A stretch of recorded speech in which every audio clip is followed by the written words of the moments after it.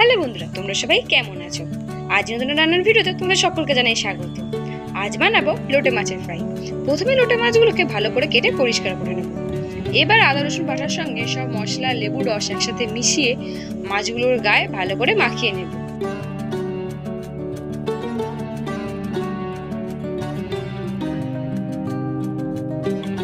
তারপর tomato sauce আর কাসুন্দি দিয়ে আবারও ভালো করে মেখে 15 থেকে 30 মিনিটের জন্য রেখে দেব।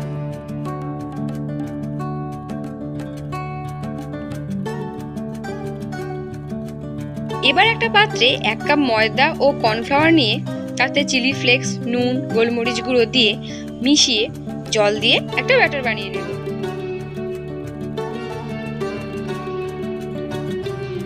এরপর কড়াইতে সাদা তেলে গরম করে ম্যারিনেট করা মাছগুলো ওই ব্যাটারে ডুবিয়ে তেলে ছেড়ে দেব।